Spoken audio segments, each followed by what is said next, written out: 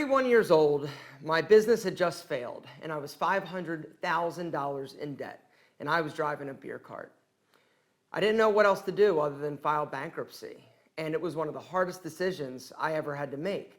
But the truth is, I was embarrassed. I was humiliated. I felt like a loser. But the bottom line is I was broke. This is what you would call a low point. It was the lowest point in my life. I was scared. I didn't know what to do. But I understood that if I was going to file bankruptcy, if I was going to clear my debts, I couldn't make this mistake again. And from that, I actually learned a lot of valuable lessons, 7 of which I'd like to share with you today. My hope is that you are so much more successful than I am and smarter than me. And you can actually take the lessons that I have learned the hard way, apply them to yourself, and kick more financial ass. It all starts with the first thing I learned, that debt robs you of joy. Debt is the devil, in my opinion. Now, I know that there are different kinds of debts, right? There's good debt and bad debt. In my opinion, though, there is only one type of debt, and that is bad debt. If you owe somebody else money and you are paying them interest, aka making them rich, because they can afford to lend you money, be like, here you go, you can have this. You want to go buy those Yeezys? Go ahead. All you got to do is pay me 18.1%. Take your time, pay it back whenever. I don't know, just give me my interest. Gentlemen, the fact is, if you are buying a bunch of stuff and you've got debt, like not like a mortgage and a car, like I get it, right? But even with that, when you're carrying a lot of debt, it's like you're carrying around this like 2,000-pound gorilla, right?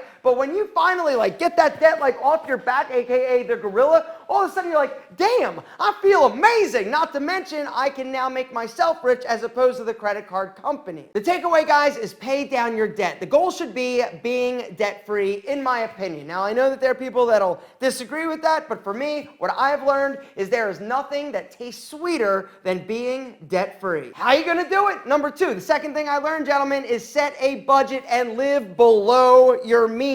There is zero chance that you will ever be rich, ever be financially successful if you don't know exactly what you're spending on a monthly basis and live below your means. Now, not just a little bit below, I'm talking like rock bottom.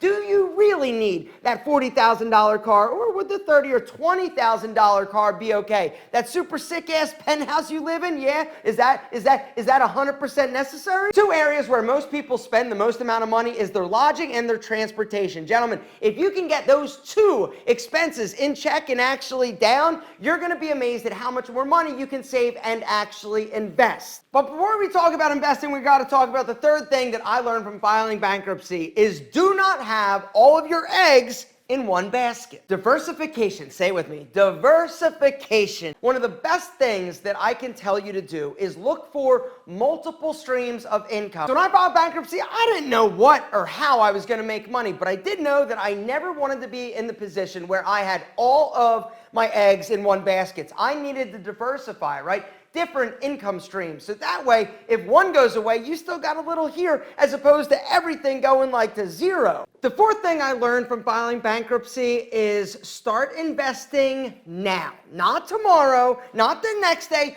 Do not wait. The earlier you start investing and putting your money to work, as they say, the more financially free you will be in the future. So now how we talked about multiple revenue streams, right? Well, one of the ways that you can do that is by using the extra money that you didn't spend because you have a budget and you're living below your means. That extra money that you're not using, what are you gonna do? You're gonna just stick it in like a savings account, a checking account, gentlemen, and earn like 0.00000.0 interest? You could do that, but you're never going to grow that much. It's always going to be like the money that you made. Gentlemen, the smarter thing to do, and the thing that I encourage each and every one of you to do starting today, is invest your extra money in order to grow wealth. One of the reasons why I didn't invest when I was younger is that I didn't know what to do. It was scary. I didn't know. And then I went and talked to a financial advisor. He's like, sure, I can help you if you have $100,000. I'm like, $100,000? If I had $100 grand, what the hell would I need you for? If you have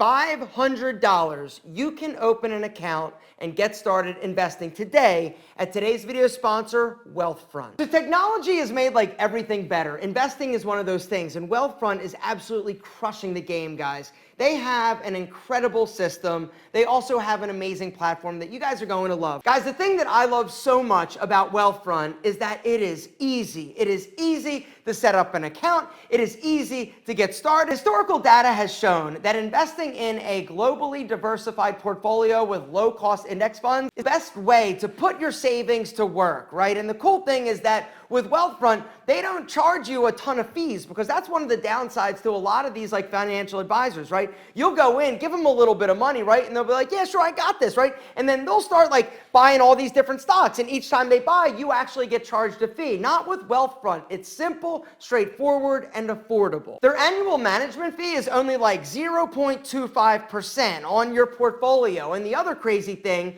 is that they've got a thing going on right now, guys. If you hit that link down below, sign up for an account, the first $5,000 that you actually invest, 0 fees. Another thing that I love so much about Wealthfront, it's almost like the set it and forget it approach to investing, right? Because when you invest, you open an account, guys, their software is going to manage things for you. It's going to figure out and change things. You don't have to always be like going in and taking a peek. Honestly, it's fun, but you really shouldn't do that. You got to just let it ride. Think long-term growth of capital as opposed to like short-term. Guys, there's a link down below this video, invest.wealthfront.com/alpha. If you go through our link, guys, I have negotiated, little behind the scenes, I have negotiated an incredible deal for you. If you invest up to $5,000, that first $5,000, they are totally waiving the management fee. But like I said, guys, you can invest $500. That's all it takes to set up an account. It is quick and it is easy. And the other beautiful thing is that Wealthfront has globally diversified portfolios like we were talking about. Guys, I highly recommend you hit that link and get started today, because the sooner you start investing, the sooner you will be able to have FU money, which is number 5. When I had $5,000, this is when I personally felt like I had FU money. I had freedom, financial freedom. I also had freedom to not always worry about money. And for me, that's what having $5,000 did. My whole life, I worried about money. I grew up super poor. I was poor in my 20s. I was poor in my 30s. But when I saved $5,000, something crazy happened one day.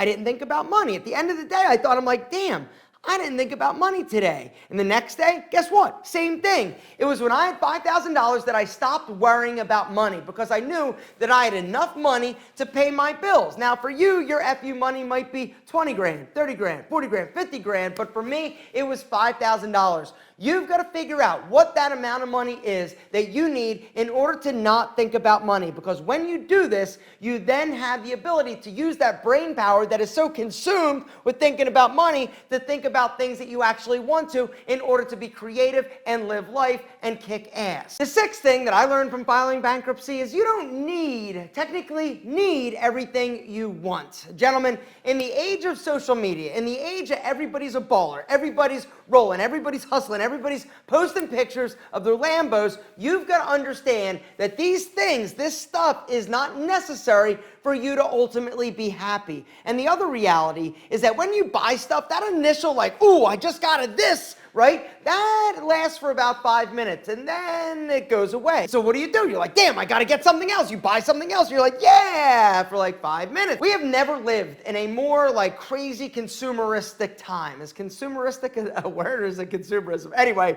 I mean, we are constantly being bombarded by stuff and amazing this and amazing that, and everybody's hustling and being and posting pictures of Lambos and going on all these exotic vacations and just living a life that you don't live like I don't live. It's all about delayed gratification, holding back the urge to run out and spend and buy and get the latest and greatest, newest, oh my God, I gotta have it.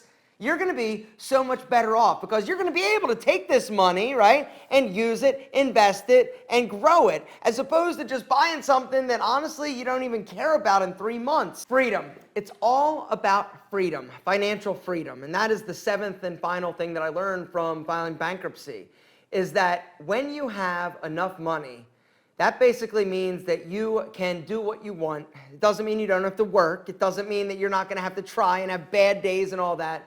But it gives you a peace of mind. That is the point in your life when everything will change and get better.